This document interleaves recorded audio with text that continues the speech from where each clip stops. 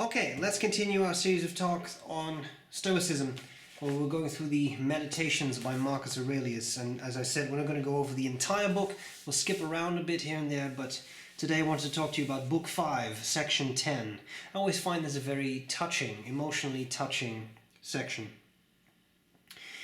Realities are wrapped in such a veil, as it were, that several philosophers of distinction have thought them altogether beyond comprehension, while even the Stoics think them hard to comprehend. And every assent we may give to our perceptions is fallible. The infallible man does not exist. Pass, then, to the very objects of our experience. How short-lived they are, how shoddy a catamite, a whore, a thief could own them. Go on now to the characters of your fellows. It is hard to tolerate even the best of them, not to speak of one's difficulty in enduring even oneself. In all this murk and dirt, in all this flux of being, time, movement, things moved, I cannot begin to see what on earth there is to value or even to aim for. Rather the opposite. One should console oneself with the anticipation of natural release, not impatient of its delay, but taking comfort in just these two thoughts. One, that nothing will happen to me which is not in accordance with the nature of the whole. The other, that it is in my control to do nothing contrary to my God and the divinity within me. No one can force me to this offense. We have to put this in a little bit of context, right? Marcus Aurelius, the Emperor of Rome, at that point in time pretty much the most powerful man in the world, who controls the vast Roman Empire, which stretches out all across Europe into Africa. It's everywhere. And he is in control. The man who did not really want to be emperor, but is emperor because his adopted father was emperor, was emperor, and then he had to become emperor. He didn't want that. He just wanted to be a philosopher. He just wanted to sit around with his books and read and think. But the universe dealt him a certain hand of cards. And that hand of cards was such that he had to be the Emperor of Rome.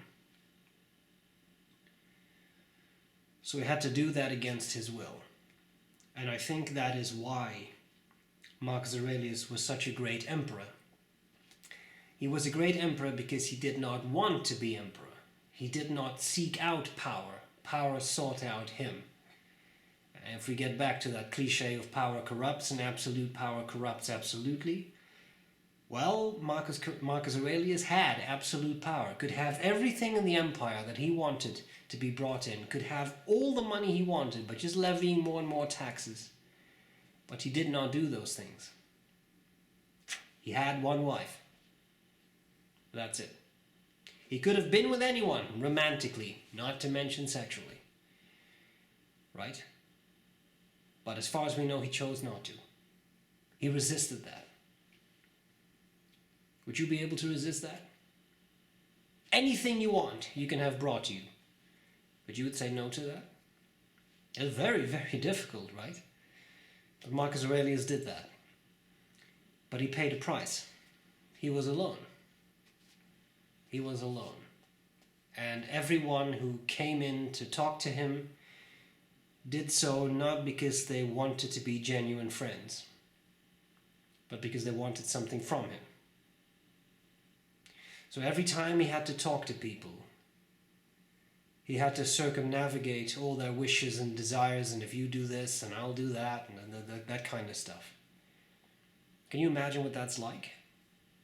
How often do we complain about our jobs, and we don't even govern the world? Marcus Aurelius governed the Western world. The world, not a city, not a country, a vast empire. And he stayed sane. And he stayed true to his philosophical convictions and principles. So that requires, in my mind, a huge mental strength, a type of flexibility, a type of resilience to keep going in the face of all those things happening. And it's very clear if you read the Meditations, Marcus Aurelius did not like people. He did not like people. And that's not so strange. Again, everybody who came up to him wanted something from him, wanted him to do this or do that or do such and such, right? He didn't like that. We discussed that one part of him where you start the day saying, today I'm going to meet the meddlers and sycophants and this and this and that, right? It's clear he didn't like people, and he's clear about it here too, right? Go on now to the characters of your fellows. It is hard to tolerate even the best of them, not to speak of one's difficulty in enduring even oneself. Beautiful.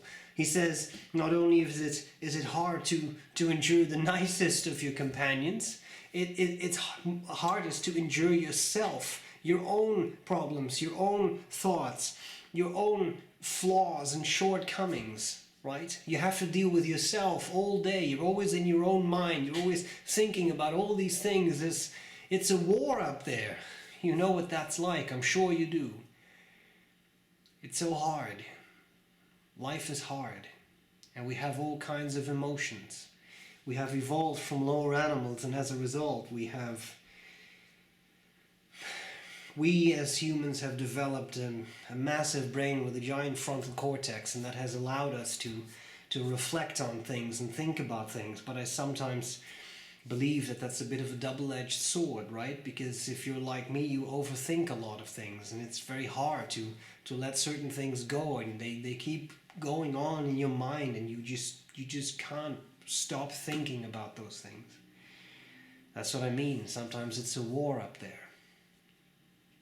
And Marcus Aurelius suffered from that too.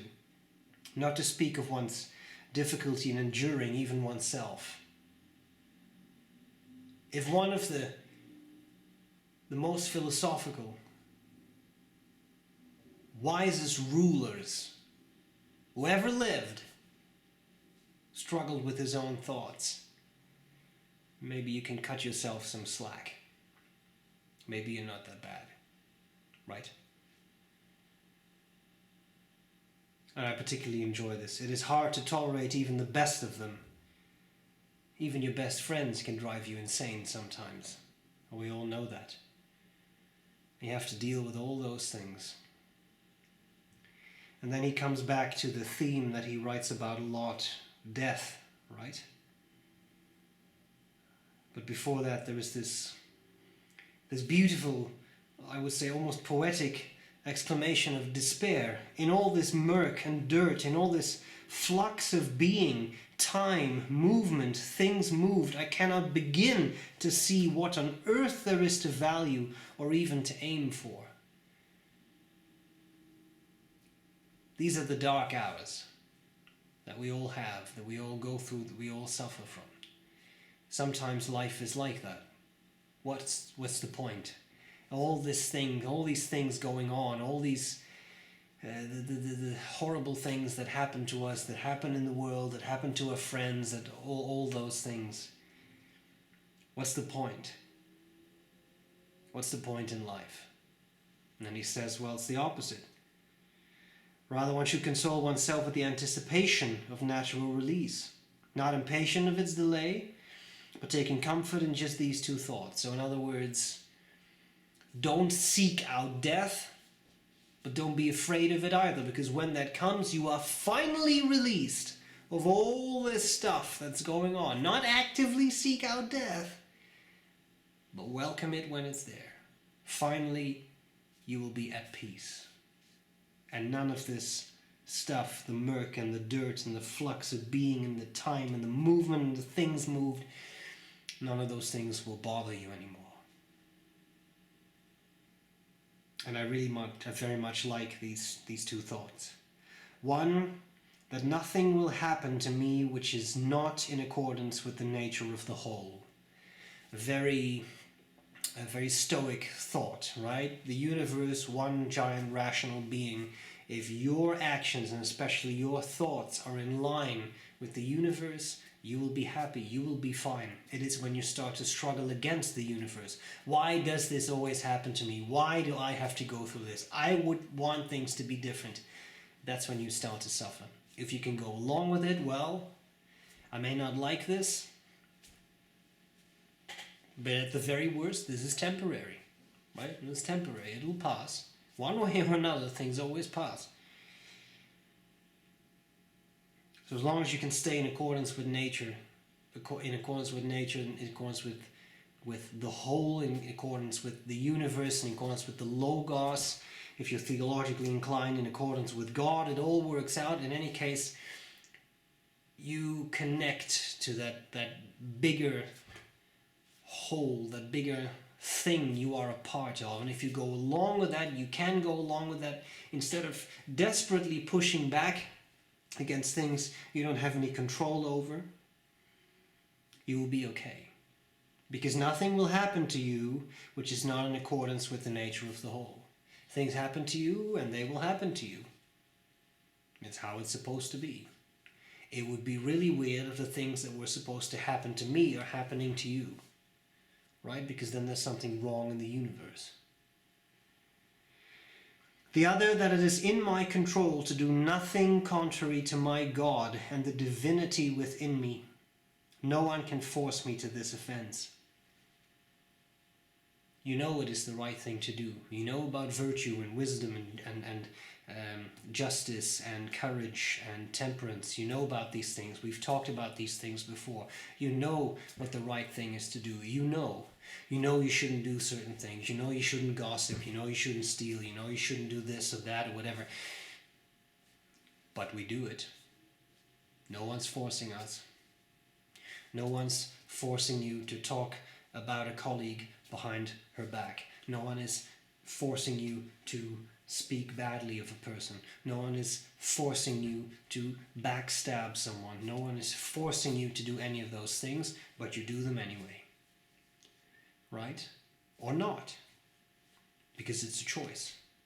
But it's a choice you have to make every time, with everything you do, all throughout the day. And the only person that makes you do those types of things is you. And that's why you are accountable. And that's why you have to make a decision on how you want to live your life. And how you want to be remembered. Right? As the person who always cut corners, and who always was mean to others, and who always gossiped, or maybe as the person who did none of those things. It's up to you, not to others. It's in your hands, right? You make that decision. That's what Marcus Aurelius says here. It's in my control to do nothing contrary to my God and the divinity within me. No one can force me to this offense. Your choice. A very, very, in my mind, deep and touching section in the meditations. And again, especially that in all this murk and dirt, in all this flux of being, time, movement, things moved, I cannot begin to see what on earth there is to value or even to aim for. Well, that's something. From a Stoic perspective, there's always this. Prokopsis. Progress. Make progress. That's what you can always strive for. Doing the right thing. Undertaking virtuous deeds, virtuous actions. You can always do that thing. You can always strive to make progress. Be a little better today than you were yesterday, and a little better tomorrow than you were today. And then you make progress. And progress is enough. That's always there. Don't forget that. I hope this was useful, and I will gladly see you again next week for more talk about Stoicism. Bye-bye.